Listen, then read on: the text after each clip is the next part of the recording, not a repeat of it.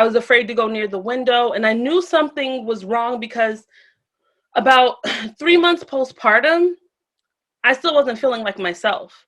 By this point, I started to get a little bit more sleep, but I was still worried about SIDS. I was having these erratic thoughts like, what if I throw her? What if I hurt her? What if I harm her? And I couldn't find support. I didn't find support from my family. It's not that I couldn't find support from my friends. I didn't tell my friends. My best friends are on this call, Marguerite and Colette. Colette is a psychiatrist, and I didn't confide in her until much later. I was embarrassed. I was ashamed of what I was experiencing. I did talk to women in my family. So I spoke to my mom, and my mom was very passive. She was like, you'll be fine. I have 8 kids. Girl, ain't nothing wrong with you. You know, we're too busy to have, postpartum depression. We move through things. You can push through this. You'll be okay. And I realized that if she knew better, she would tell me better. But that's what she's experienced with 8 children. And so, you know, I thought maybe there's something wrong with me. I talked to my cousin. We're about the same age. I'm 36. We're exactly the same age. And she was like, it's because you had your baby so late. And I'm like, I'm 33 years old. I had my baby so late. She was like, yeah, you'll be okay. You're just dramatic. My aunt, I remember after about 6 months postpartum, I spoke to my aunt, and I actually went to a therapist. And I was like, I'm thinking about taking medication. And my aunt was like, you don't need to take no medication. And I said, well, the therapist, my OBGYN gave me this particular antidepressant. I'm thinking about using this. And my aunt flushed it down the toilet. I mean, it gets serious with us, right? She was like, I don't know what that is, but you don't need to take it. You'll be fine. We've all been through it. You just have to push through it. My fiance's family is from the Caribbean, and his cousin said to me, oh, I remember going through those things where you would feel like you're having negative messages routinely in your head. And she was like, girl, it gets so deep sometimes, you just have to push through. And there was this reoccurring message of pushing through. Now, for Black women who I did tell, who are religious, who are Christian, my grandmother is a pastor, and my grandmother was like, you have to pray. You can pray about it, read scripture. And I was like, I'm really going through something here. Like, there's something wrong. Like, it's more for me. It's not that I'm not prayerful. It's not that I'm not spiritual. That's not working. It's not working right now.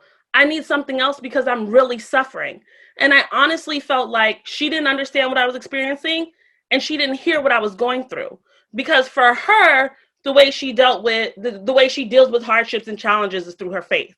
I had another person, my aunt, tell me, when she experienced it, she thought it was the devil. So intrusive thoughts, and the doctor will go more through this. Those hearing like, what's going to happen? I don't want to go near the window. I don't want to go in the kitchen. She felt like it was the devil, right? And that was the devil talking to her, and she needed to get over that. And while I firmly believe that faith has a place in healing mental illness, I do not believe it's the only step. And a lot of women, since we've started She Matters, they've been in contact with me and said how much they suffered because their grandmothers, their mothers told them to pray, to go to church, to push through. And while they were doing those things, they were still suffering. So I thought it was extremely important to have this conversation with all of us. And like Marguerite said, I want it to be a conversation so that we can start to normalize being faith-based people, being spiritual people, and getting help for mental illness. So I'm not going to talk too much longer. I am going to turn it over to the woman of the hour, one of my best friends, my homegirls, Dr. Colette Poole. And she's a psychiatrist out of Yale. She's also, don't get mad at me, she's also very, very Christian. And I wanted her on here because I'm no longer Christian. I'm Buddhist now. I've converted. But I wanted to make sure that there was someone on the call who was very faith-based, but also who is a psychiatrist and could really give us the information from both places. So without further ado, Dr. Colette Poole. Hey, girl. Hello, everybody. Thank you, Jade. Jade is like, oh my gosh, you're my sister. So, and thank you so much for inviting me. And I hope I can be helpful to you all today. So, faith and mental illness. So, we'll start with the negatives and we'll bring in the positives. And we'll start with the negatives because I think it's important. We have to talk about why faith was sometimes a barrier in us getting care. So sometimes when, especially African American women are looking for help and they come to the church, sometimes there's shame, blame, and then just a general lack of unsupportive attitudes, like in the church. And I wanted to talk about why that is. Just if you think about our history, you think about what our people had to rely on for help. And thinking about the lack of trust in the medical community, it's not strange that you have our grandmothers and great grandmothers telling us stay away from the doctors. We're going to get through this on our own because of the Tuskegee experiments and all sorts of craziness and with the father of OBG, gynecology and obstetrics and gynecology, because like there were gentlemen who would do experiments on African American women, the enslaved, and he did it without pain medication to see what our pain tolerance. It was just gross, disgusting things, and so it contributed to the lack of trust in the medical community. So that's number one. That's why our parents, our grandparents, our great grandparents are like, just stay away from them. We'll figure this out on our own. Another thing is there's lack of training for the leaders in how to recognize mental illness, because it looks a lot like, oh, this might be possession or something. Like, I love how Jade was saying that her aunt was like, hey, that sounds like it's the devil talking to you. Like a hallucination may not be like something spiritual going on. It's just that the leaders don't know how to recognize what's going on in mental illness. And then few churches actually have plans on how to address it. So because you'll be liable for certain things, it's like, oh, we don't know how to address this, but I know how to pray. So let's just do that. So that's some of the reasons why there's that shame and blame and unsupportive attitude. Let me talk about some stigma or some just wrong debunked myths about mental health and faith. So mental illness is a sign of weakness. This is another reason why our grandparents and great grandparents said, just get through it, because it's like, you don't have time to be down and depressed. Like I saw a funny meme of a Black young man at a sink with a sink full of dishes, and it says, "Hey mom, I'm depressed." And then the response from the mom was, "Depress them dishes." And it was funny, but then as a psychiatrist, it was not so funny, because that's generally how we're acting. Like, listen, we don't have time for this. We got to keep going. We got to keep going. And that's my personal story. Like I through medical school, like I was, suffering in a very bad marriage, and God really brought me through it, but I was struggling, and my whole thing was just keep going, keep going, keep going, keep going, keep going.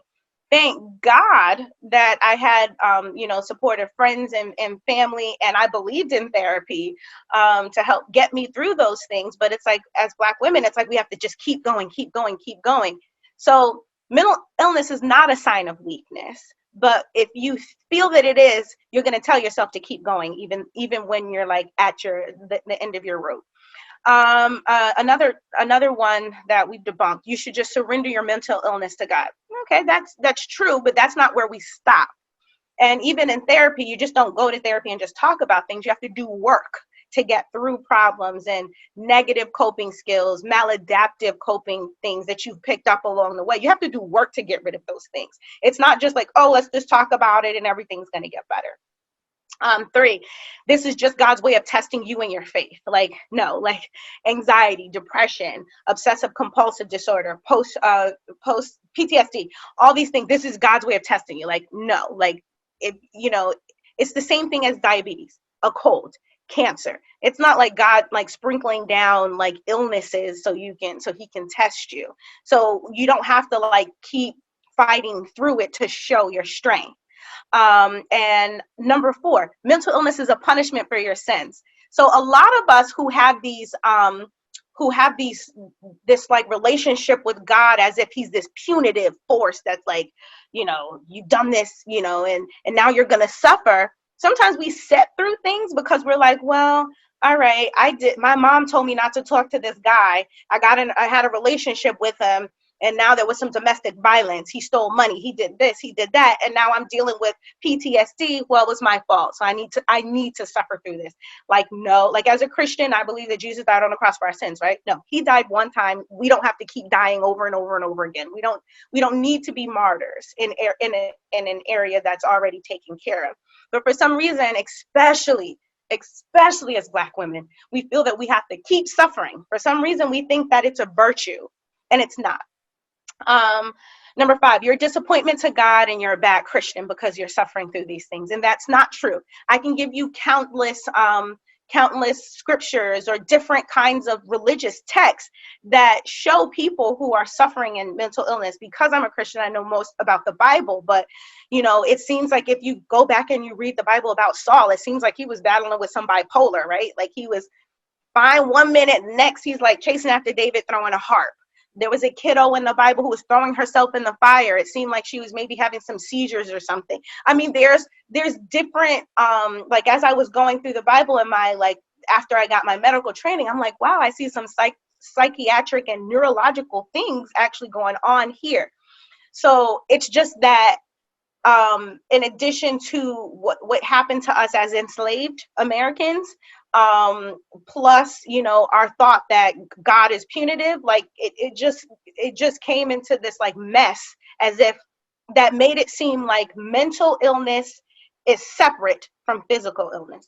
What I want to do today is help everybody to understand that mental illness, your spiritual wellness, your physical and your social wellness are all they're all important. And this is integrative medicine. And this is what I like to do. Like when I'm talking to my patients, I don't only talk about one thing. I'm not just talking about depression. I want to know what it's in the setting of.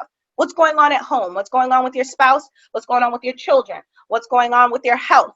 What's going on at work? I want to know these different things so we can figure out how to help. Because sometimes anxiety is in the setting of, wow, I'm in the middle of a career change. So it's like, okay, I might choose a different medication that might help you get through, a change, versus like, I'm anxious because of my story of origin. My father was really erratic and he scared me all the time. And so I kind of grew up to have this anxious personality even.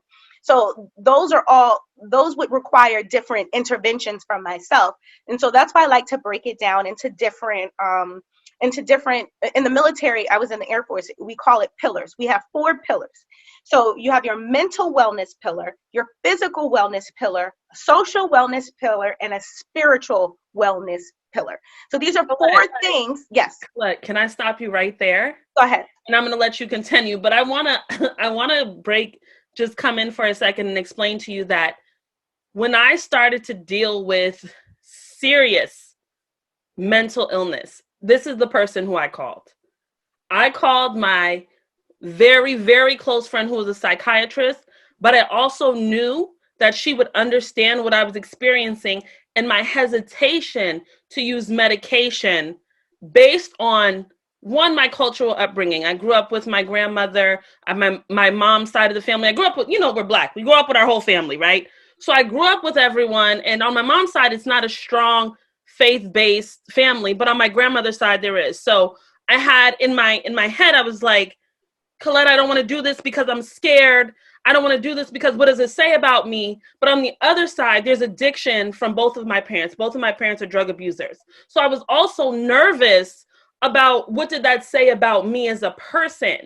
So even though I wasn't saying, oh, I feel like I'm being a bad faith-based person. I had just converted over to Buddhism, but I still culturally have Christian ideals, right? And she understood that. So this is how I was able to really reckon with myself and get the help I needed, because intrusive thoughts, and she'll go through that later, but intrusive thoughts to me, when you speak to older Black folks or you speak to Black folks in general who who don't have a relationship with mental illness and mental health treatment, intrusive thoughts seem like the devil based on what we've experienced and what we know in our lives. So I just wanted to break in there and say, this is the person that I went to when I was coping with my mental illness. Go ahead. Right. Sorry, Colette. And so I like that you did that, because it shows how important it is to be integrative in your approach. You can't just, like, you don't just go to the doctor and say, oh, I'm sad. Like, oh, you got to open up.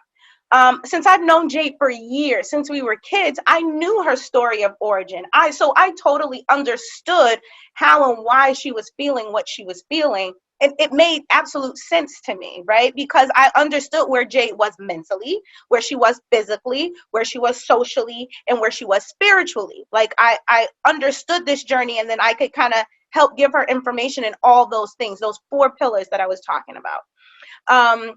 So because Jade's, I think that what you just like also said was like really good. You said that even though you're Buddhist, like by your value system, was like, is like a Christian, because you grew up in this community.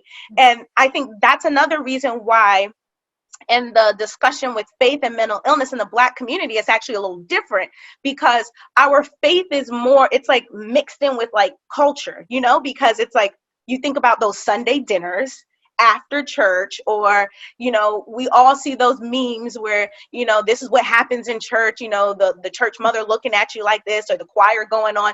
We have those experiences as an entire group. So faith and culture, all those things are kind of like meshed.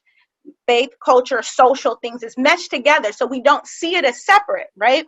So then when somebody talks about an intrusive thought, it's like, I don't know what that is. I can't clearly separate this out as spiritual or social, or I can't separate it, because we kind of have like this mesh of things. And that's what happens in therapy. You come to the therapist with this big unorganized ball of yarn, and he or she will kind of help you tease apart what is what, so you can work on those things individually. So again, the 4 pillars: mental, physical, social, and spiritual. We need all 4 of these things. So, and one is not more important than the other. We need them all to be balanced.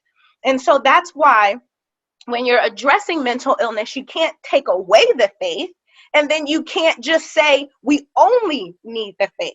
We need all 4 to be balanced. So let's start with mental wellness. So if you're having an impairment there, you can address that by, okay, now physically, I'm going to exercise. I'm going to go to sleep on time. I'm going to take my vitamins. I'm going to make sure that my labs are okay. Socially, I'm not going to be around negative influences. I'm not at a point in my life right now where I can tolerate or handle, you know, all these negative things. So socially, I'm going to kind of cut back and restrict. I need people who are only going to empower me during this season of my life. And spiritually, okay, let me do an extra Bible study or 2, or what faith, the faith that you ascribe to. Because when I talk to my patients, I don't say, like, I don't tell them, oh, you should be a Christian or you should do this. I just ask them about faith. What is your experience with faith? And I tell them that that's something that can help you, especially when you're going through rough times in life. So, so if you kind of like sit down, and it takes time to do this. This is another reason why sometimes faith and mental illness, it's like, oh, just go pray about it. It's because it takes a lot of time to sit down and tease out these things, to sit down and say, what am I feeling? How do I feel? Why do I feel this way? And then say, what is contributing to it? How can I make it better? All these things are time consuming. And if you are worried about, if I'm a single mother with a kid who's acting up in school, another kid who I have to take him to the doctor for this, and then I'm struggling with this, and then somebody at work does this, it's like, okay, I can put that on the back burner. But just because it's invisible, just because I can't do a lab to check what your depression level is, it doesn't mean that it's less of a priority. It's still important. You still need to prioritize that. It still needs to be in the forefront of your mind. Sometimes you need to tell your kids, I understand this is, whatever you're doing is important. We need to do this, but mommy needs, give me 2 hours. You sit in your room and then you write this down: mental, physical, social, spiritual, what's going on in all 4 of these areas. Am I balanced? Am I doing more praying but I'm not doing anything physically. It doesn't make sense to have all this prayer and then you're not disciplined physically, and then you're not paying attention to what's going on in your mind, and then your social life's out of whack. It doesn't make sense. I did this like Bible study, and I was talking to God, and I said, God, the name of this Bible study was Purity and Peace. I was like, okay, where's the peace? God, where is the peace? Like, I'm like, I don't understand. I'm doing everything that I'm supposed to do. And like, God clearly, like made it clear in my heart that peace is, the peace that I was looking for. It was a spiritual peace. Like when I'm sitting in quiet and maybe singing a praise or worship song, I could experience that peace. But physically, that's a different dimension. It's like ice, water, steam. These are different dimensions. Like I could experience that peace spiritually, but physically I needed to do something to make sure that my mental health was okay. So I was exercising in the mornings, and then I started to take these cortisol manager vitamins or something at nighttime to help me with that. So I started to be a little bit more balanced. I can't just sit here and get upset and then yell at God when I'm not thinking about my 4 pillars and supporting myself in each of those dimensions. I hope that makes sense. And so when you are talking to your doctor, you don't think that you can't talk about your spirituality. If you're talking to a therapist or a psychiatrist, your faith is important to your healing. So mention it. My therapist is actually not a Christian, and I don't feel like that it's a barrier at all, because I talk about it and she listens, and I don't have an issue with that, but she knows that it's a major part of who I am, and she respects that. And I don't think she wouldn't be a good therapist if she kind of said, no, you need to focus more on this. She understands that there are 4 pillars supporting me, and I need to be balanced in all of those things. Here are some mental health benefits of religion. So they've done lots of studies that showed that being like strong in a faith is actually protective. So like if I'm doing a risk assessment for somebody who might have been suicidal, it's a protective factor if they belong to a faith or a religion that is supportive and has like negative thoughts towards suicide. So that's protective actually. So here's some other things how it can help. Like, so it can help you in community, because you have social connections among the other members who believe what you believe, which is good. So it helps you in your faith pillar and then your social pillar. It creates a sense of belonging to a group and a sense of purpose. That is like so important. A lot of people who are at the end of their rope, who are feeling super duper duper depressed, and especially I see that in kiddos. It's so sad to see a 13 or a 14-year-old like want to die because they feel like they are like no good to the world. I'm like, oh babe, you're just starting out. But it's because they don't have that sense of purpose. You belong to a faith. It can help you develop that sense of purpose. It offers a trustworthy and safe social engagement. So that's how faith can help you in your community, and why that's positive for your mental health. Rituals are actually very good for your mental health, because it offers like security, and it helps to decrease a level of anxiety. It helps you to cope with difficult life situation. It provides structure, regularity, and predictability, especially in a time like the pandemic. You don't know what's going on, but even though my church is like on Zoom, I can sign on, see people I know. We can laugh about, like we're talking about what the pastor is saying. It provides that sense of connection, and there's structure and regularity. It allows time for rest. This is very important. I don't think we rest enough, especially as Black women. There is something about us, like, it's like we're the Energizer Bunny. We keep going, we keep going, we keep going. Our kids are like running all over us. Our job is running all over us. Like, this is kind of like a digression, but these these huge corporations pay psychologists to come in and figure out who they should hire, who's going to be the best worker, how things could be more efficient. The most efficient person is actually a middle-aged, childbearing age woman. And why? It's because we have this sense of like, I need to keep going. I need to keep going. So the labor market has exploited this. And it's not just childbearing women, Black women especially. If you are looking for a bionic worker, it's a Black middle-aged woman. Because for some reason we have this drive to just keep going and going and going, and we do not rest. But when you're a part of when you have a faith and you have this regularity, and then this time where you're meeting up weekly or whatever for your meetings or services or whatever, it provides a time of rest. That's very important for both your physical and mental health. Also, teachings. It provides guidelines to live by, which is helpful because lots of things in the world could be confusing, and that contributes to depression and anxiety, even PTSD, right? Because if you've gone through a trauma, you don't understand why it's happened. You're just like, okay, I don't know what's going on. I'm super anxious now. It can happen again. My daughter is a burn survivor, and she was in a coma for 2 weeks.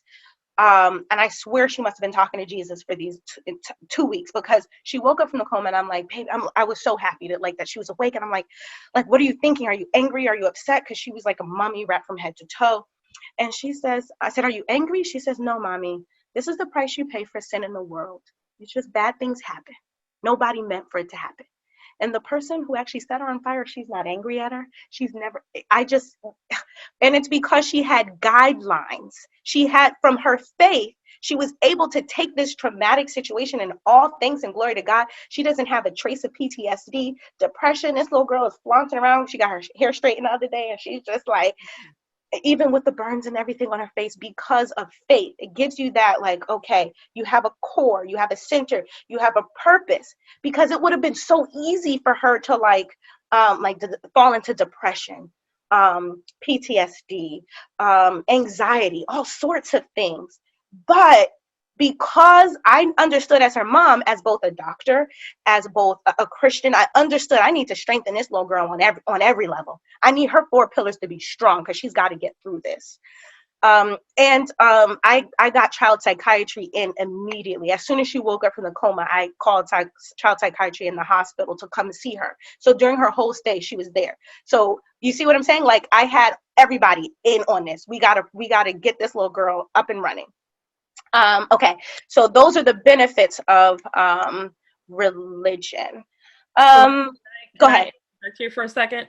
Yeah. So I just want to say that when Colette was dealing with so much from the outside looking in, even as a psychiatrist, I could see her really clinging to her faith to get her through something. But I believe through our relationship, Colette said, I need to go back to therapy. You remember that, Colette? Because she's one of the most faith-based people that I know in my life. But there was a point where I saw that she was taking too much on. And for me to see it, because let me tell you, I was really losing it. This is when my postpartum depression was at its height. I mean, I was really, really, really struggling. And so most of our conversations would be around me. But I was able to see that even through her faith, she was still struggling because she was out of balance. And so that is a part of the reason why I created She Matters, because sometimes you need an organization, a group, a community, that social aspect out of your church, out of whatever faith you may be in. And I'm just sticking to church because the majority of Black women in America are Christian, right? So sometimes you need a source of encouragement outside, so you can hear other people say things that they don't feel that they'll be shamed, blamed, and stigmatized for. And after starting She Matters, the majority of women who are a part of She Matters, so happy we have over 1,400 members right now, but the majority of women who are a part of She Matters are Christian. And they have come and said, I feel like I can't go to the church. I feel like I can't talk about this in Bible study. I feel like people will think that I don't deserve to keep my children. I'm weak. And so I'm just saying this to say that sometimes the community outside of that community is important. And it doesn't mean that the people are not Christian. They might be all kinds of things, but they can relate to feeling ostracized, they can relate to feeling shamed. They can relate to all of these things. And I use Colette as an example because since we were very young, she's really, really relied on her faith. I mean, even through your marriage, Colette, your father, right, was would always go back to the Christian values, but she had to go through therapy and counseling along with those Christian values to leave her marriage. And Jade was a part of remember the 4 pillars. Jade was a part of my social support. So it's important to have all 4 of those things.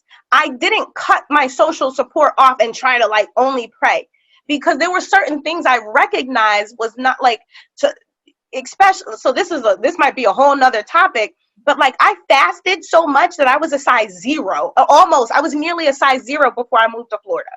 I told God, I'm not going to put another piece of food in my mouth, save my marriage, help me with this, boom, boom, boom, boom. And somebody told me God loves you. And it was a therapist. It was a Christian therapist. She said, God loves you more than your marriage. And I thought about it. I'm like, I'm over here killing myself for what? So like, I'm grateful for the therapy. I'm grateful for the social support that I had. Jade has always been in my corner. There have been like, as I, go through different phases of life, there's certain people, like how I said, like socially, you might need to cut down or whatever.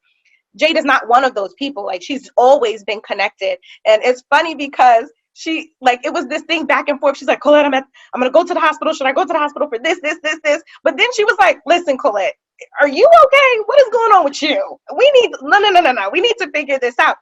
She was a part of that social support who knew me and understood that I was off balance. And she respected my faith. Yeah, go ahead, do this, but you need more of that. And that's why it's important to strengthen all 4 of those aspects of yourself, because they're important for your growth, your development, and your overall total wellness. Can I say this? I respected her faith, but she also respects mine, because Colette knows that my grandmother's a pastor. Colette is the Christian. Her family is super Christian, and I am a Buddhist. So Colette has never tried to, she's never said anything negative about me choosing to be Buddhist. We've had conversations about different scriptures and different sutras in Buddhism and how they align. There's a book called My Baptist Preacher's Buddhist Teacher that I love. And I mean, we've had conversations about both faiths.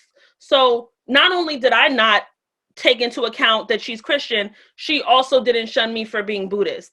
And that's important when you think about community, when you think about how culturally we are Christian. And just like there's some Jewish people who are Jewish culturally, but they don't practice. And I don't think that we recognize that enough when we are seeking mental health, that even though we may not be practicing Christian, even though we may not be practicing Muslims, that can be a part of who we are culturally, and that can create the hesitancy or the stigma in getting that help. That's exactly right. So how many of us have had like mental wellness topics discussed at church? Has anybody ever experienced that? You can raise hands or put it in the chat. Okay, yes. Okay, that's good. I remember a couple years ago, I started to do these mental health screenings, and we started in churches. So I'm glad that more churches are open to discussing these things, because it's important, and we can't suffer in silence. Wow, can I just read? Marge, you want to read that one? Yeah, let's do that. Or I can read it. Go ahead. Natasha Benjamin said, I've literally been to a church that downspoke mental health and therapy, and as a therapist, I never went back. Nicole Conway said they were too afraid to address it because they weren't sure how it related to the Bible. Because this is a whole it's a specialty, guys, right? This is a specialty. Like so I'm a child psychiatrist. So to be a child psychiatrist, you have to do 4 years of adult residency, adult psychiatry, 2 years of child psychiatry. And then now that's how I've gotten to where that's 6 years of training. Right. And so you come to a pastor and you talk about depression. They're like, I don't know. This is a whole specialty. They just don't know. the issue is that I think that people just aren't comfortable saying, I don't know. I'm not quite sure what's going on. Sometimes I can see a patient, I'll be like, I'm not quite sure. I don't know. I'll come back. I'll talk to you tomorrow. It's like if they're hospitalized or something's going, I'll come back tomorrow. We're going to figure this out together. This is a whole specialty and it's a practice of medicine. So I don't expect the church to, like, would you go to the church and say, hey, my thyroid is really acting up. I got extra, you wouldn't go to the pastor and do that. But we're conflating things. We're conflating issues and saying, oh, okay, I'm feeling anxious. Let me go to the pastor. Yeah, the pastor could help you along in your faith. The pastor's not going to be able to address if your serotonergic, your neuroadrenergic tone is off balance. They're not going to be able to do that. But we conflate issues. We think that the social things are faith-based things and faith-based things are mental health things. They are separate topics. And so if you have your 4 pillars, your physical, your mental, your spiritual, and your social, you might have to go to 4 different experts. Yeah. You go to, you have your family doctor or your internist that you go to if you have a rash. You go to your psychiatrist if you are having a disturbance in your mental, your physical, whatever's going on mentally, right? You might go to a friend if you're having issues socially. You go to different experts, but we conflate these things and then it gets lost. And because the pastor doesn't have the answers, of course, he's going to be like, I don't know. Can I add something? I want to say to everyone on the call, it's so true. I have a psychiatrist. I have a therapist. I have an integrative medical professional I work with and an acupuncturist. So my mental health journey, my mental health equation, Marguerite, is really 4 things. It really is 4 things. And I do want to say, and faith-wise, I'm Buddhist, so I often, right now we're on Zoom, I used to always go to the center and chant. Right now, what was that? My computer did something weird. Right now, I'm regularly on Buddhist calls. Marguerite, my best friend, is also Buddhist now. She converted along with me after about a year. But it's not like I don't talk to my grandmother, who's a Christian pastor, right? She's Methodist. And it's not like my grandma didn't support me. Like, my grandma has helped me pay for therapy. Doesn't mean she understands all of the specifics, right? But I feel like that is a step towards, right, her understanding that I needed something outside of that. So I also have 4. So you might right now just be going to your psychiatrist. But I urge you to go to the psychiatrist, go to the church, go to an integrative specialist who can kind of blend all things going on and whatever else you need. Maybe that's yoga, maybe that's Pilates, whatever you need to get your physical in tune. Because my mental health journey has taken, Bean is going to be 3 years. I really started feeling better when she turned 2. I am pregnant again. So we'll see if it starts all over. But right now, I don't feel the same way I did before because I understand what needs to be balanced, right? I understand if I do have postpartum depression again or anxiety again, which I'm more likely to because I've had it before, I have all these things in place. I know where I need to go. I know an intrusive thought is not the devil. I know I'm not going to go in the kitchen, get a knife and stab my daughter. I know that sounds rough, but that's where I was. Like, that's what I was thinking. So now I'm better equipped to conquer all of these things. So, you know something, Jade? Like, I'm thinking of because it's not actually uncommon, guys, like, to have these intrusive thoughts, and especially intrusive thoughts about harming your kids. I actually had a patient who, it was the same thing. She was afraid of knives around her baby. So this is not at all uncommon. But what I kind of am feeling here is that especially as Black women, we don't talk about these things. Nope. We don't. We keep all these things inside because it's like, yo, I'm nuts for this. Like, there was one time my daughter did something, and maybe it was my son. I don't remember. One of them did something, and we were walking. I just wanted to push her down the stairs. Like, I was just mad. I wanted to push her down the stairs. Am I really going to push her down the stairs? No. I was like, I can't believe I had this thought. Like, oh, you can't verbalize it for some reason, because if then we get superstitious. If I verbalize, if I say it, it's gonna I don't know. So I told my sister. My sister was like, oh yeah, these kids make you feel that way, all the time. And I was just like, oh, what? Somebody else felt that way? Oh, okay. Like, so this is a huge difference, because if I have like like Caucasian people, they will come in my office, kick back, they'll tell me everything. They'll be like, I wanted to kill my brother, I did this and I did this, and I'm like, how are you not embarrassed to be saying this? That's what they do. They know how to utilize the help. They know how to, this is what it is. You do something with it, doc. You help me with this. And Black people, and it's so sad. They're so adorable. The Black little kids, they'll come in my office and sit down there. I'm like, no, talk to me. I don't care how silly it sounds. I'm a psychiatrist. I heard it all. Tell me. Let it out. But there's that shame about not saying what's going on in your house. You better not tell nobody what's happening and how it's happening and with who. You want somebody to come take you? You want to go be with people you don't know? Then keep your mouth shut. But that's still culturally Christian. You don't even have to be a Christian. That is part of Black culture, right? Can I make a comment?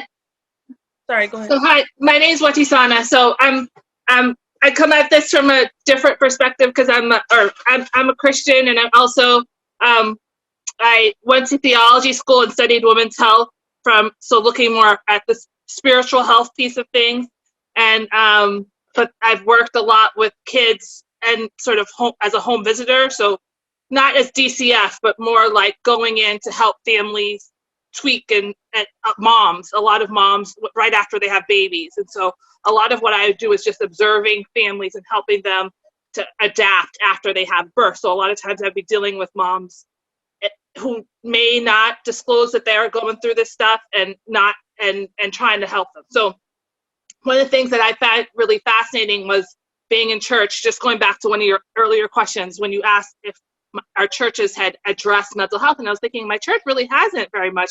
But one of the times that they really did that I found really fascinating was we had a service that was supposed to be focused on embracing differences. And it was so ironic, because I used to bring some of my neighbors' kids to church with me, and they were sitting on the floor, and because they're not used to going to church. And if you're not used to kids aren't used to going to church, it's a long time to be sitting down.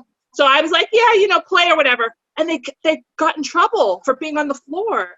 And I'm like, they're sitting there quietly, like rolling their cars around or whatever.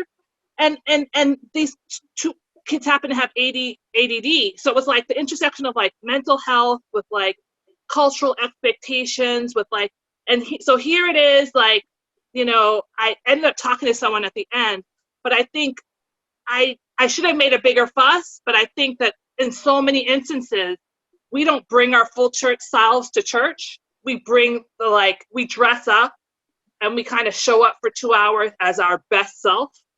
So if you show up as your best self, you get dressed up as a mom, you dress your kids up, and you show up and you want them to, and you train your kids to sit still the whole time, and you give them looks the whole time to make sure they sit still, you're not showing up necessarily to share your anxiety. You're not showing up to bring the things that are, really troubling your spirit and troubling your heart. And so it's really interesting, because as a person who's I've kind of worked at it in a very backwards way, because I chose not to do ordination because I'm bisexual, and I was like, I don't want to pursue ordination because I said I don't want to put myself in a position where somebody could tell me, we're taking away your voice because we don't support your sexual orientation or whatever. And I was just like, I felt like I knew there were other things that I wanted to do with working with families and spiritual understanding. But that being said, when you go into somebody's home, they can't hide. Yeah. They can't hide. So, and just the fact that someone would welcome me into their home, I'm there asking them a question and seeing them say, I can't answer unless my husband says it's okay. Like the stuff that people, when you ask them a question and they tell you they got to get back to you, they're not telling you, I can't tell you the answer because I have to go and get permission from my husband. but it's right in front of you, point blank. Like, I don't make decisions, things that it was like mind blowing because they couldn't hide it. So I just think it's interesting for us to kind of remember that church is also so much of what we're bringing to church is like about our best. It's a representative. You're sending your representative to church. Sadly. Yeah.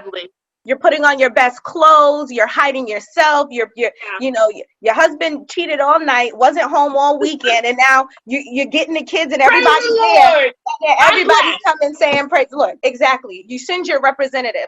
And I've had women who stopped going to church because their kids are ADHD and the kids are running all over the place, and the parents are like, "Sit down," and no, they're just undisciplined. And I've had these kids on inpatient psychiatric wards. Like, no, some of these kids are really, these chemical imbalances are serious. Like, these kids be up, running, doing this. Like, I get tired. Just wake up.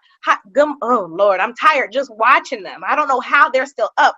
I've given some of these kids medications that will put you to sleep for weeks, and they're still going. One little boy got up in my window in the office and then mooned everybody in the parking lot. And this kid was on enough medication to tranquilize a city. So there's really imbalances that are going on. However, we have to do better.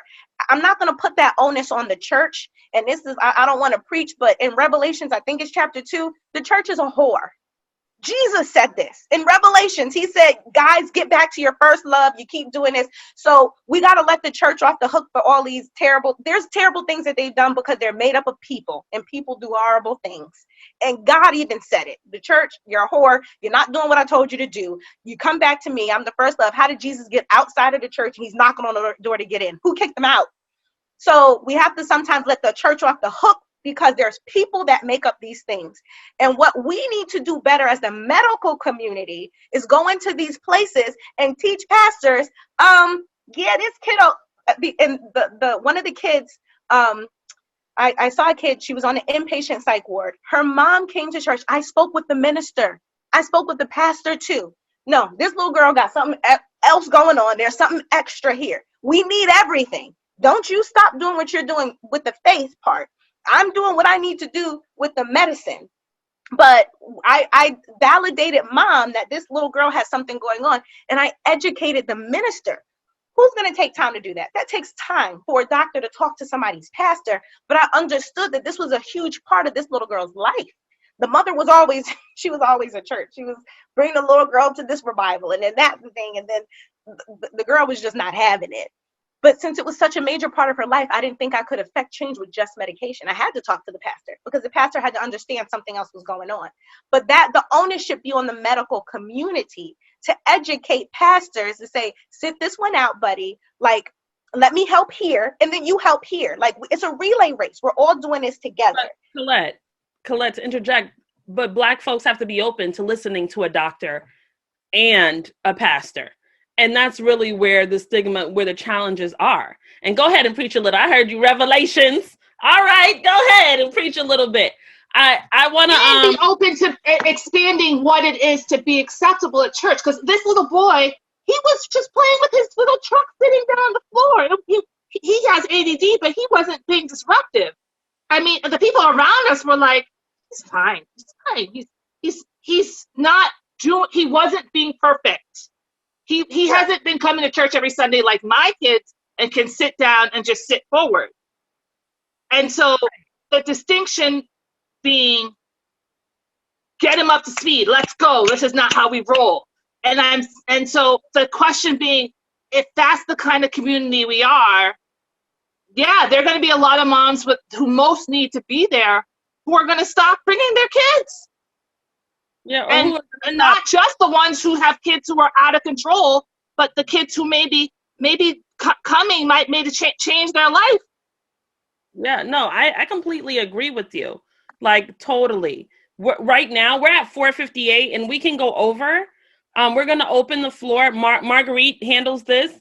Marge, you want to open the floor to some other people who have comments? Yes. I'm reading all of your comments in the chat, by the way. Good conversation. Yes, lots of good information being shared.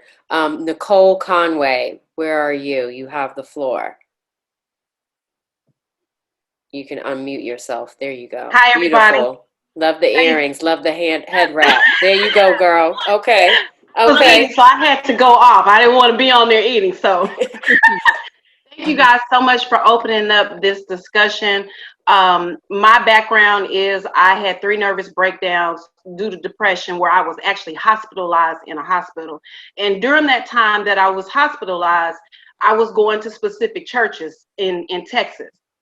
Not one time did the pastor come see me. Did he not send anybody, any of that? And like I've reached out, like my mother reached out, at least come in and pray for me, help me through that time. And during those times when you're at your lowest, you need as much as you can as far as your community, whether it's spiritual, physical, mental, you need all of that. So it does take a village to bring you back into a healthy space, but I didn't have that. I couldn't explain to my friends. This happened, I'm 51. This happened when I was in my 20s and 30s. So at that time, of course, there weren't people talking about it. We need to get you to church and pray over you and get rid of them spirits. Baby, it's not a spirit. It is a chemical imbalance. And because you do not know at that time, and it is getting better, and I'm not knocking it at all, because it's gotten better, don't go by the fact that, you're going to get better, things will be fine, you'll get over it. And even if you don't know, you should be open to educating yourself, because you're going to have a lot of people that come into your church that are broken. And yes, you're going to put your mask on and your Maybelline and you're going to be fabulous and everything, but inside you suffer. You put that mask on because you want everybody to see you looking good, like the other sister said. However, when do you open up to say, you know what, this seems to be a problem? They're finally starting to talk about their issues. When are we going to open the doors to discussion, bring discussion about this? Yes, maybe I'm a pastor and I do not know about mental illness, and it doesn't become real until it hits your porch. Until it's in your family, it's not real. Just like somebody coming into the church that has been formerly incarcerated.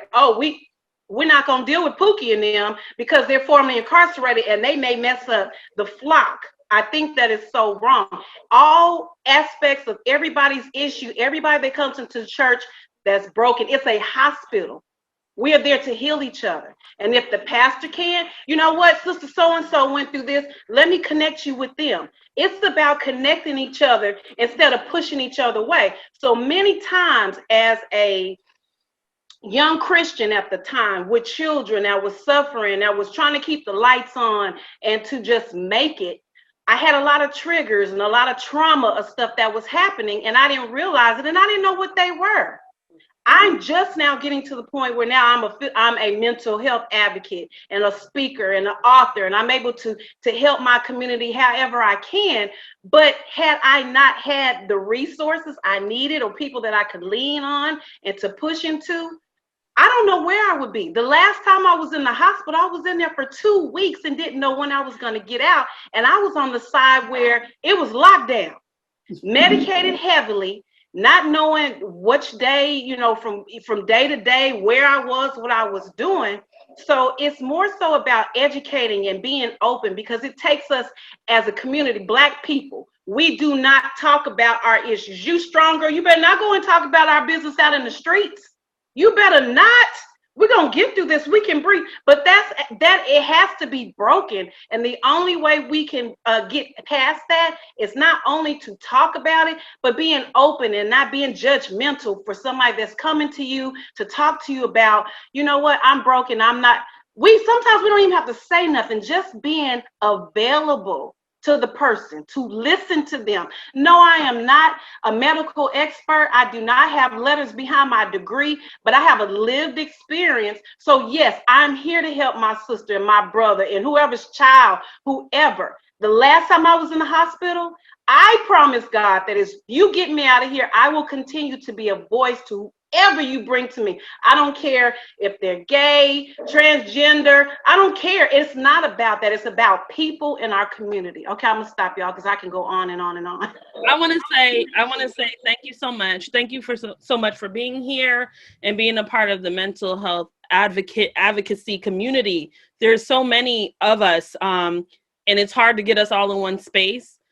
We don't talk enough, and that's why I started She Matters, because I noticed that through my suffering, a lot of women experience healing, and it was because Colette and Marge know this. I'm an open book. I will say everything and anything, however I want to, what I feel and what I'm going through. So when I would talk, a lot of women would say, this same thing happened to me, or this same thing happened to me. So it was amazing. And that's why I said She Matters has to happen, because we matter. How we're feeling matters, and we should be able to come to a place and have conversation about the way we're feeling. We're going to go to another person, but let me say, when you said 51, I almost fell off the couch. Yeah. Let me tell you, I want to look like this. I want to look like you at 50. I was for sure you're going to say 30. You look great. Oh, thank you. Amazing. Amazing. No. Thank you. Who's next? Yeah, sure. Thank you so much, Nicole. Okay, up next, where is Yolanda Brown Spindell? There you go. Yes, ma'am. I agree with you, Nicole. So since you put your age out there and look this fantastic, I'm gonna put mine out there. I'm 46 and 5 baby cesareans. Oh, So go ahead. yes, listen. So these are our Black mama bragging rights, right? First, I wanted to say thank you for this. Let me throw myself on the altar, if you will, because again, I put in the chat because I'm a Black Baptist preacher, right? I'm old guard, old school. I was taking some phenomenal notes, and I thank you guys for the challenge of the push through it. Full disclosure, one of the things that I found as I've gotten older is because I made it through, my empathy for other women who weren't strong enough was a huge factor. This did not change until I lost my mother in 2015, and then my dad died in 2018. And out of all of the stories of my life, I was doing somewhere. I'm an educator in Detroit, Michigan. So I now am doing trauma training and all these things. And my background is psych and human behavior. I did not realize how much trauma I had in my own life until my parents died. So in talking to my oldest daughter, y'all, here's another bragging right. My oldest girl is a rising junior at Harvard. So it is my daughter who has forced me to check my strong Black woman myth, right? So she has challenged me to understand, Mama, everybody ain't like you. And don't judge us because we're not like you. So quick story, when my father passed, I'm walking around. I love that, showing up as my best self, right? I'm preaching. I ain't got time to be depressed because I gotta take care of my kids. I'm a divorced mom. My body broke out in black hives. And so although you couldn't look at me and see what was happening, and Dr. Poole, thank you so much. I'm gonna have to reach out to you afterwards because I love that 4 pillars piece. My pillars were crumbling. And so I wasn't even conscious of my own lack of mental health because I've always been able to push through it. So between life happening, beginning to do work in understanding trauma, and having daughters who challenged me on how I was telling them to process their pain, that's why I'm here today. So I want you all to be encouraged that in the Christian church, there are some of us who are recognizing, you know what, this thing is real. We love our young people. Again, I'm an educated K-12 administrator, and I'm seeing this. So now I'm developing a sensitivity, but I own the fact that because I never had time to process, that's a luxury. To be able to sit with yourself, that is a luxury. And raising 5 babies on my own and taking care of 2 parents that were sick and dying, I didn't have the time until my dad died to start sitting and processing. So thank you for this. But I want you all to be encouraged that there are some of us in the Christian church and in the Christian community who are starting to do this work, because we see our young women, they're not built to just get through it. It's those pillars. So thank you for that. You're well. Thank you so much for being here, and thank you for sharing your story. We are always conscious of the time. We are always on CP time. So if you would like to depart, you can. If you want to continue with the conversation, we're here. But I usually open up the floor if anybody has any questions for me, any particular questions that you may have for my experience, my journey. She matters. Please feel free to ask now. If you just want to continue to converse in the chat, we can do that. But you can go ahead and send Marguerite the questions if you have any questions for me. I always like to take questions because people are always curious about, like my medication. I'm on medication. We had an event last week. I'm pregnant and I'm on an SSRI, which is an antidepressant. That really came with shame. So I'm always here. I'm always here to answer questions if anybody has any. While we're waiting for go ahead. No, go ahead. There's one more person that wants to make a comment, but go ahead, Colette. Okay, well, so while we're waiting for that, so there was something that you said that like really got me. You said to like process these things is a luxury.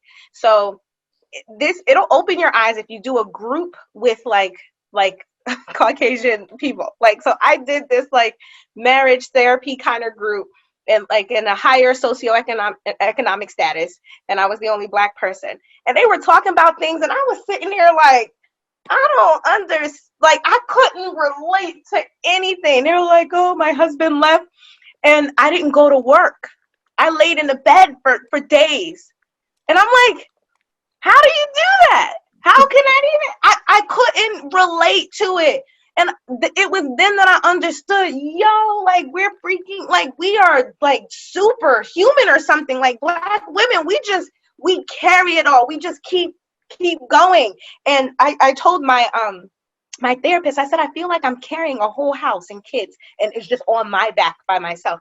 And she's a white woman. She was just like, whoa, like I just can't even believe that these things are happening. That's why we need these kind of spaces where we can talk, because it just might feel a little unusual or strange if you're hearing people like, yeah, I took the whole week off and I processed. What do you mean? I just processed all week long. I scheduled in spiral. I'm going to spiral for the next week, And so that's why we need these kind of spaces where we can talk and then let it all out and say the things that we feel, like Jade said, like taking an SSRI while pregnant. Oh, I feel shameful. You shouldn't, but we carry these things on ourselves. Let me say this. I told my grandmother I was going to take time off, and it turned into an instant argument. What do you mean you taking time off? You taking time off? These people been good to you. Like, what? I'm going crazy. And she was like, no, you need to, because I was transferring jobs, and it turned into a whole thing. And I was like, no, I need to do this for myself. And that's that kind of thing that we don't understand. Like mental health, you really have to take time for yourself. And that's not something that Black women will be looking for their man. Her son got shot, babysitting the grandkids, and still show up to work on time. That is not normal. That's not normal. And so we have to normalize resting, grieving. We have to normalize doing nothing. I think through the pandemic that's happened. Marge, you said there was another person. I want to get everybody before we go. Yeah. No, I think, and I'll just make one comment about the rest thing. I think that has been made very alarming for me during the pandemic, like just how much I was tired, how exhausted I was at the start of this lockdown. And it's something that I've managed to really prioritize in the last few months. Like, I'm at home, my husband's at home, my 4-year-old's at home, she's on Zoom, I'm on Zoom, he's on Zoom, all at the same time. It's a lot to handle. So the last 2 weeks, I just took off, and I was just like, I'm just going to rest and be okay with it and prioritize my rest, because the job will be there in 2 weeks. It's not going anywhere. Or let me say this, or it won't. But you best believe they were going to let you off anyway. Exactly. So you might as well use your days and get your rest. Exactly. I am a big advocate for rest, because there's some things you can sleep off.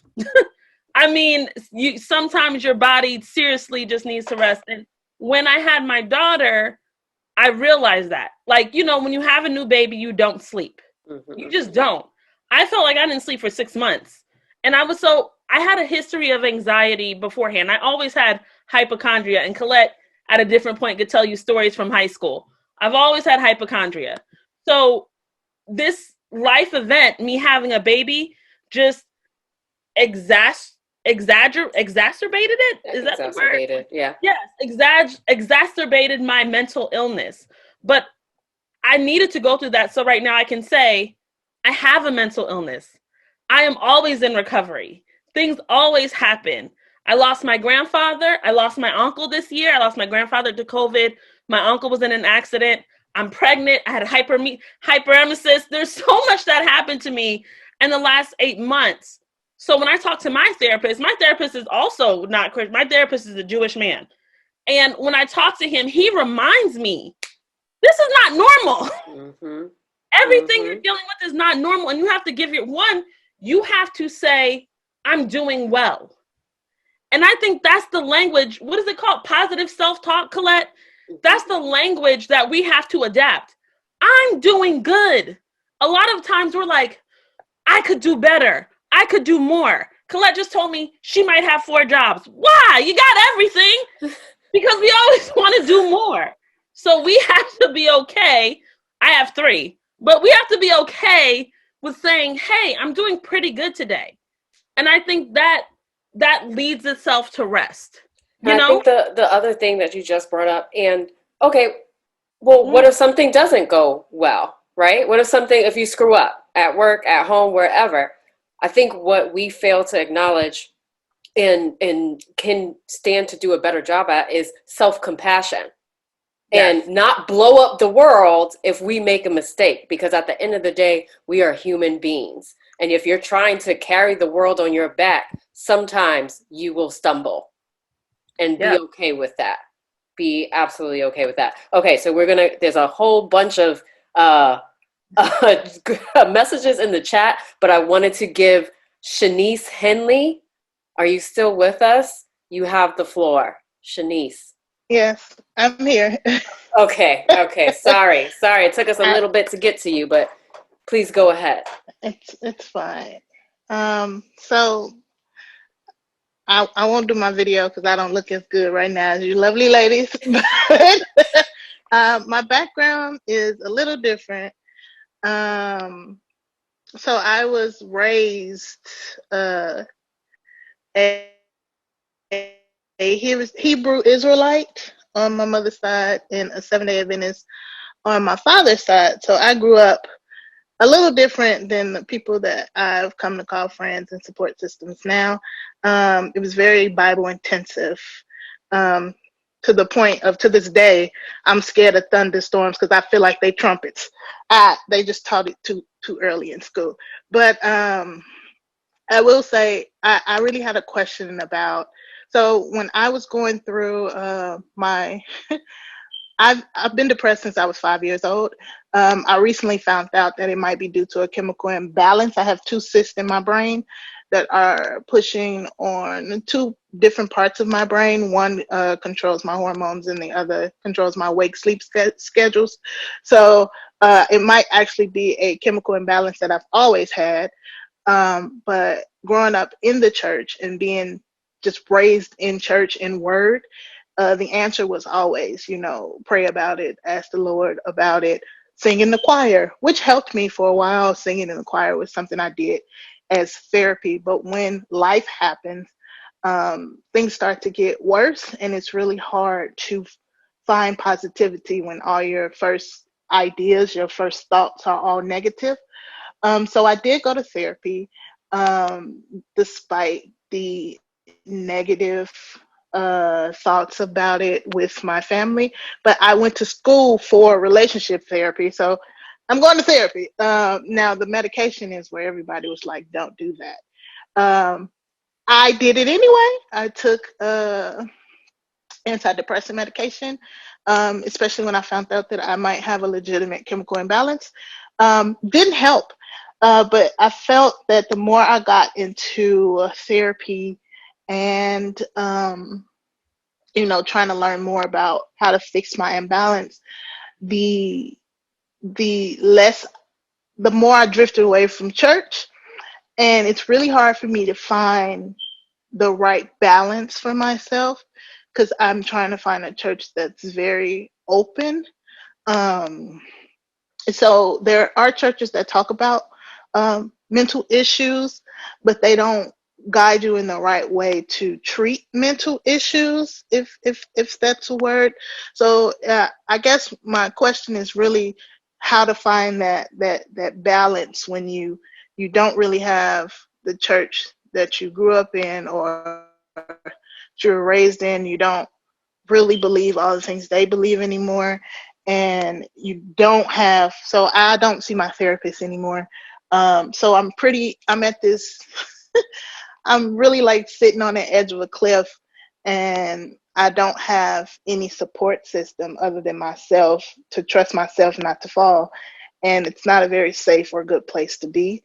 So I'm just trying to find a balance that really helps me right now to be the best me I can be mentally and emotionally and spiritually. I love the 4 pillars idea. I've been working on a pillar that wasn't mentioned, my financial pillar. I have a money coach and all that, but I've totally neglected the other 4 pillars that were mentioned.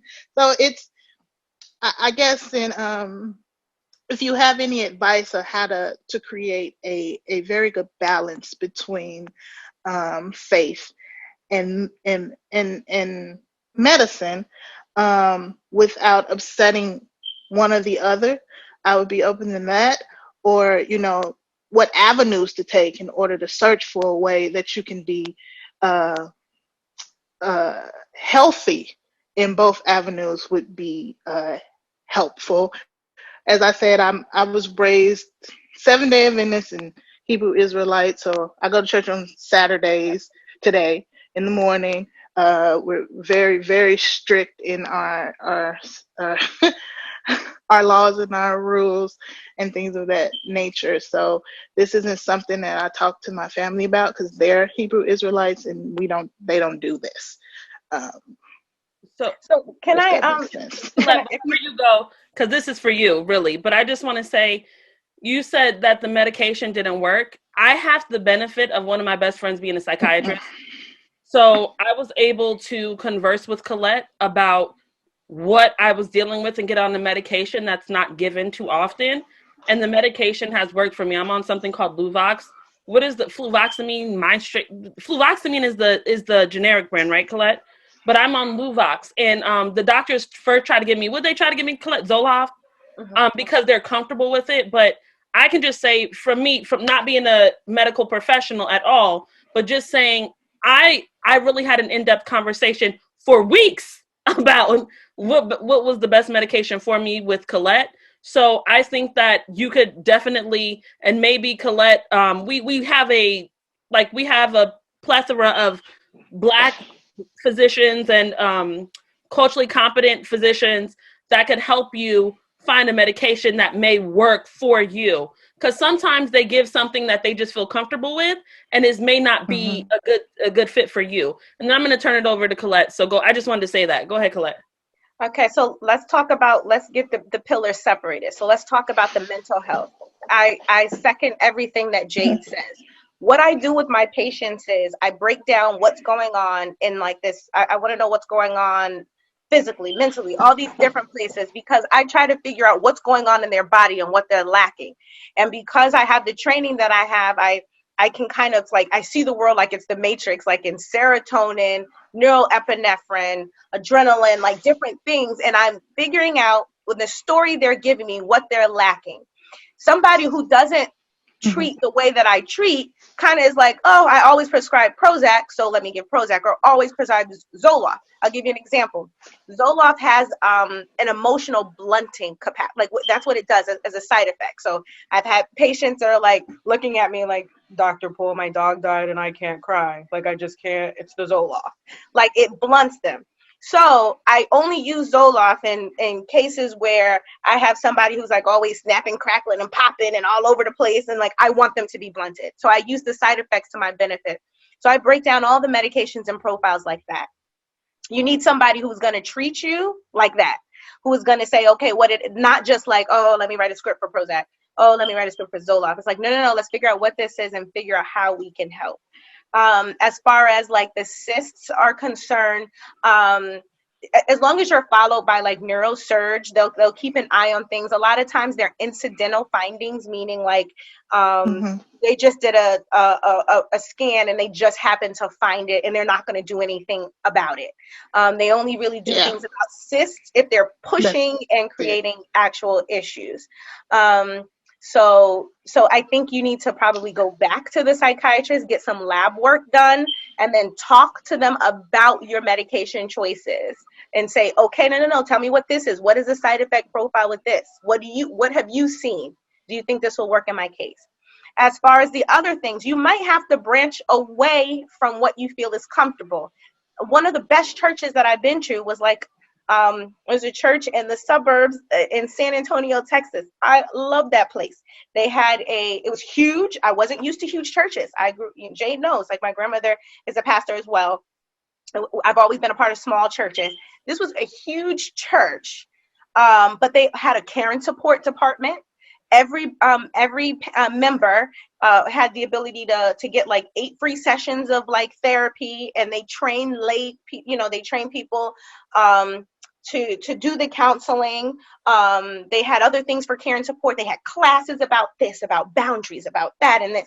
So it was out, and they also had worship services on Saturdays and Sundays, because my family, my dad's side of the family actually started, I don't know if I told you, Jade, like they start worshiping on like Saturday, and like they're more kind of like Hebrew Israelitish at this time. So I picked a church that had the option. I could go Saturday, Sunday. It was huge. They had care and support. So you might have to step outside of your comfort zone as far as faith, but don't abandon it. You need to build that tower up and then separate it so you're not mixing everything all together. When you mix them all together, it gets overwhelming and you get paralyzed. I can't do anything. I don't want to do anything. I feel unsupported. But if you separate the pillars, boom, I know what I need in my mental health pillar. I need to call my psychiatrist. This is what I'm going to do. You can put that on your to-do list. It's out of your mind. No anxiety there. Socially, I need to be a part of, it's things like this. Boom, that's on your to-do list. No anxiety there. Faith, let me look for a church. Might not be what I'm used to. Let's see, something that has a care and support or mental health department. Boom, it's on your to-do list. It's out of your mind. No anxiety. I'm not overwhelmed. So don't conflate. Conflate is when you're mixing two issues. Don't conflate the issues, because it'll get heavy, overwhelming, and you're not going to know what to do next. Colette, I'm so glad I don't have to pay you. Can I just say that? I'm so glad that you are my friend, because it definitely has made a difference in my life. Thank you, Lord. Hallelujah. All of those things. Okay. I do want to say, I want to add this before we go. Marguerite is an amazing life coach, and together she's an author. So because you got to do this for your friends. Okay. Marguerite is a life coach. She is an author. Okay. She's all of the things. So we have a group called She Wins. And this is where we have limited space each session. And this is where we hold each other accountable for things we want to change in our life. This has been curated by Marguerite and myself, but she is the mastermind behind the work. I am me, but she is the mastermind. Let me tell you, she's the mastermind behind most of my life. I have to be honest. She's the type A. I'm all over the place. I'm an abstract painter. She went to painting school, basically, when you think of Jade and Marguerite. So please, please, please, tomorrow it'll be up. She Wins is a group where we hold each other accountable. We work together. There are bi-weekly sessions. You have sessions with Marguerite and myself. If you are looking for an extension outside of our events, and our app is coming. By the time She Wins comes out, the app will be out. I created an app, and we'll be able to talk to each other on a space that's safe. We've taken ourselves off of Facebook because we encountered a lot of racism. So my I don't know if you guys know She Matters just from Facebook or wherever, but I was on Fox Soul and I spoke about creating this app for my thesis project at NYU, and it turned into a real application. So I created this app with you guys in mind. So we'll be able to talk at all different times. There will be culturally competent therapists of color on this app. So please, anybody who has signed up and subscribed to shematters.io, you will automatically get a download and information about that.